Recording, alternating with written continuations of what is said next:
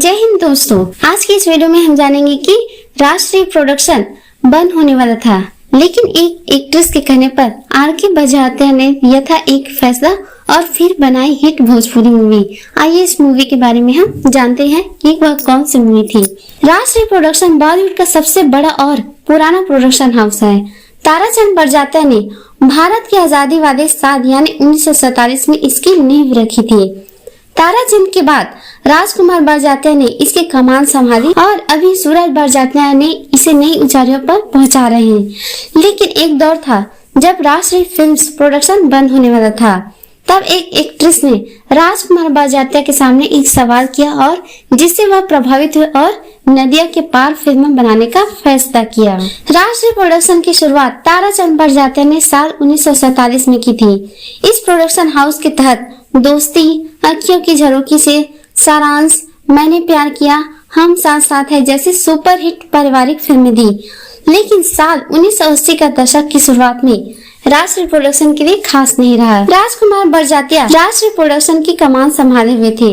राजकुमार बड़जात्या एक फिल्म के लिए एक्ट्रेस की तलाश कर रहे थे। वह एक नए चेहरे की तलाश कर रहे थे।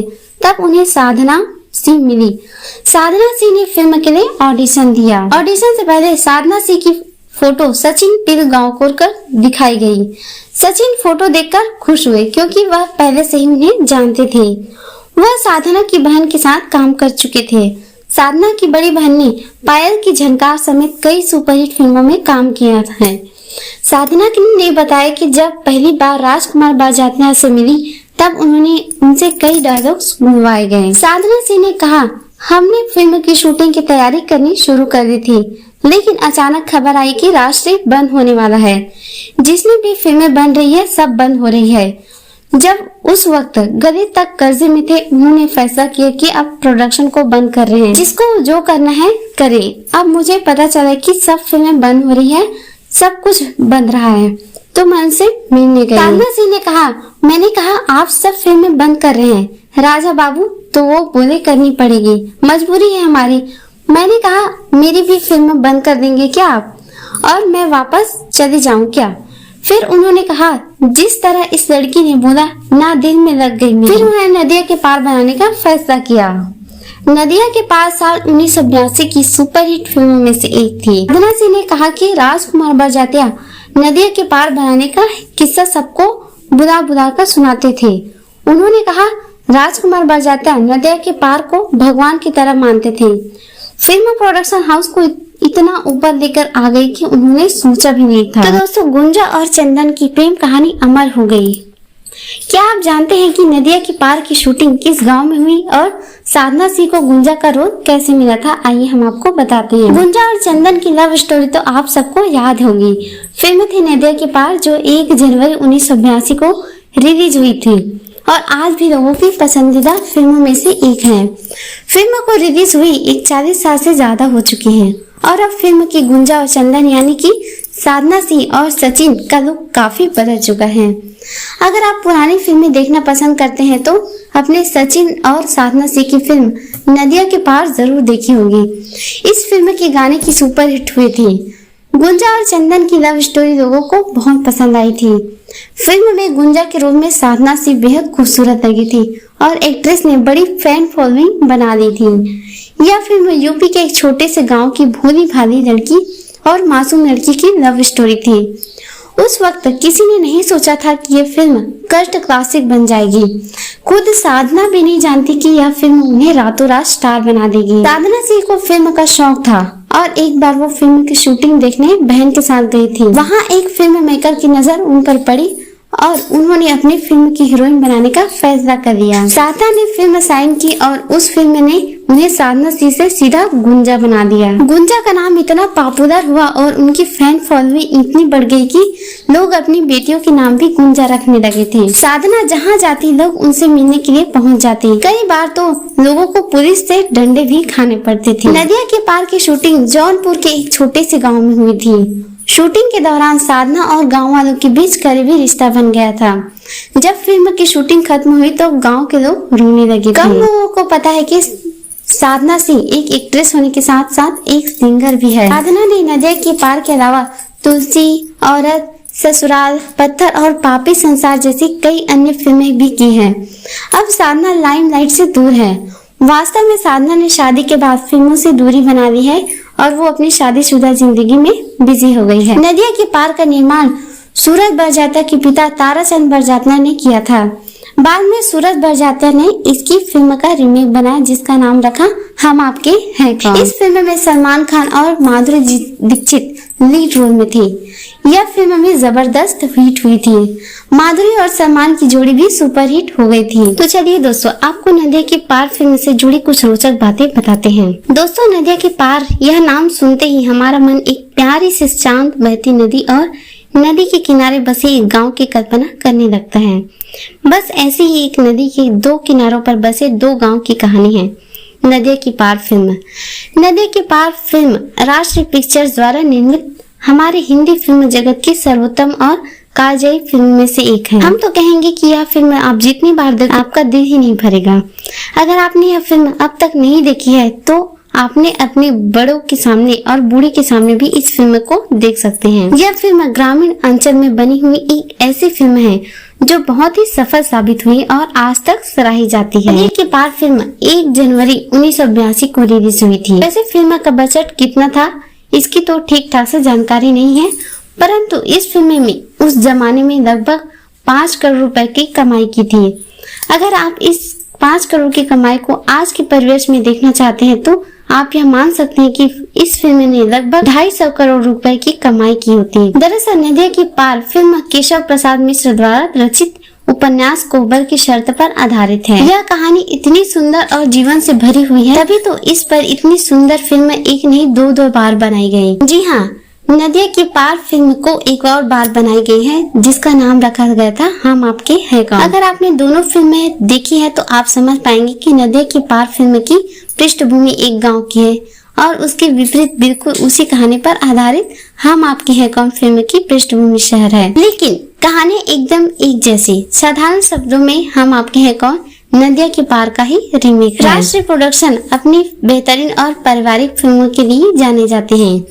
इनकी शायद ही कोई फिल्म ऐसी होगी जिसे हम परिवार के साथ बैठकर नहीं देख सकते। दरअसल नदिया की पार फिल्म भोजपुरी फिल्म नहीं है, यह एक अवधी भाषा की फिल्म है। आपने फिल्म में कलाकारों के संवाद सुने ही होंगे और इससे आपको अंदाजा ही लग गया कि अवधी कितनी प्यारी भाषा है। क्योंकि नदिया की पार फिल्म उत्तर भारत में बसे दो गाँव की कहानी है और क्योंकि इस फिल्म को एकदम जीवंत भाव देने के लिए वैसे ही एक आदर्श लोकेशन में शूटिंग की आवश्यकता थी। अब ऐसे में उत्तर प्रदेश के बढ़िया लोकेशन और क्या हो सकती थी।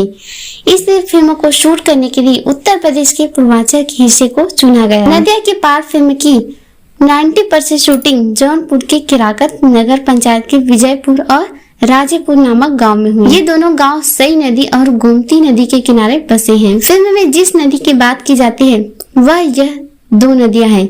इसी स्थान पर सई नदी और गोमती नदी आपस में मिल जाती है। फिल्म की कहानी जहां तो एक तरफ बहुत ही साधारण है। फिल्म के प्रमुख पात्र चंदन और गुंजा है। चंदन अपने बड़े भाई तथा काका के साथ बनिहार नामक एक गाँव में रहते हैं।